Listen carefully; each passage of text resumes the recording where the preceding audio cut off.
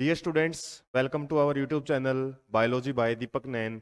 और आज हमारा जो टॉपिक ऑफ डिस्कशन रहेगा डायग्राम है ह्यूमन रेस्पिरेटरी सिस्टम।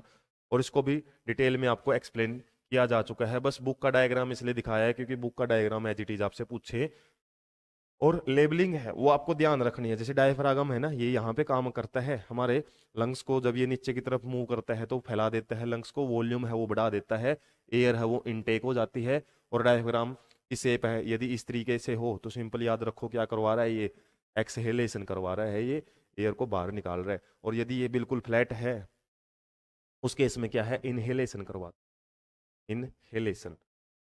और उसके बाद ये नीचे वाली लेयर है वो जुड़ी होती है सिंपली। ये जो डायफ्रागम है वो हमारे लंग्स के साथ कनेक्टेड है। रिब्स हैं, इसको प्रोटेक्शन प्रोवाइड करती हैं। और रिब केज बनता है, रिब केज। बीचों बीच भी एक बोन होती है जिसको हम स्टर्नम बोन बोलते हैं। और स्टर्नम बोन की ये जो इसको नीफ बोन भी बोला जाता है, चाकू जैसी होती है। और यहाँ पे लगभग इस जगह पे ही हमारा क्या है, हार्ट प्रेजेंट होता है। ये कैविटी सी दे रखी है ना, यहाँ पे हार्ट प्रेजेंट होता है। और हार्ट के लिए ही जगह बनाने के लिए जो हमारा लेफ्ट लंग है ना, इस साइड वाले लंग को लेफ्ट लंग बोलेंगे। तो ये लेफ्ट लंग क्या होता है, स्मॉलर होता है साइज में, स्मॉलर साइज। तो ये आप से यदि डायग्राम लेबलिंग करके पूछे तो किसकी जगह है, ये हर्ट की जगह होती है। और हर्ट को भी प्रोटेक्ट किया जाता है रिब केज के अंदर ही।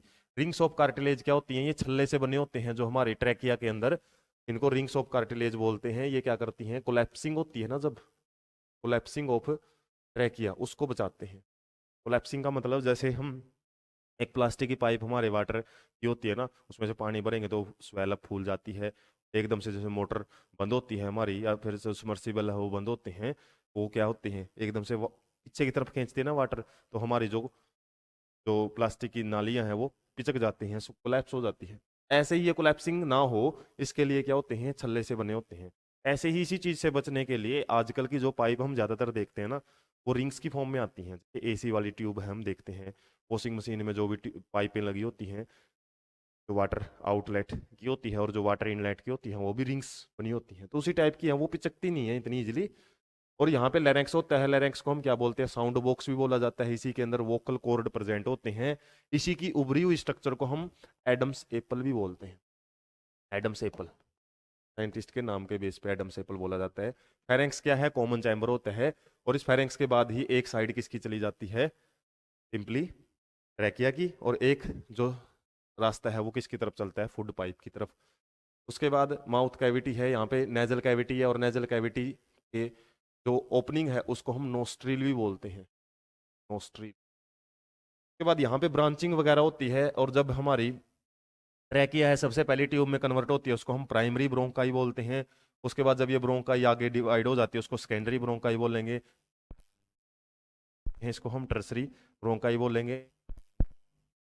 कुछ ट्यूब्स लाइक स्ट्रक्चर होती हैं इस टाइप की, बारीक ट्यूब लाइक स्ट्रक्चर, इनको ब्रोंक्यूल्स बोला जाता है, ब्रोंक्यूल्स। हालांकि किसी ने नाम लिखा भी हुआ है। और ये ही है हमारे ब्रोंक्यूल्स, ये देख सकते हैं ये वाली है ना, ये रेस्पिरेटरी ब्रोंक्यूल्स है। और इसी के ऊपर ये बैलून लाइक जो स्ट्रक्चर्स लगी होती हैं, काफी सारी स्ट्रक्चर्स हैं बैलून लाइक आपको मिल जाएंगी।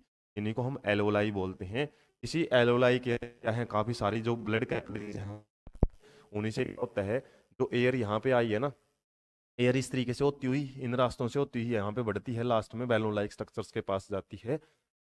और दोनों डायग्राम एक जैसे ही हैं, बस यहाँ पे रिब्स दिखाई हुई है, यहाँ पे रिब्स को काट के दिखाया हुआ है, अंदर की स्ट्रक्चर दिखाई हुई है, इस साइड में बाहर की स्ट्रक्चर दिखाई हुई है। दोनों चीजें क्लियर की हुई है। कभी सोचो हमारे लंग्स अलग अलग होते हैं क्या, अलग अलग नहीं है। बस ये इनर व्यू है, ये आउट। और सिंपली यहाँ पे जो एल्वेलाई है, इसी के अंदर क्या होता है, हमारा डिफ्यूजन ऑफ गैसेज होता है, diffusion of gases between blood and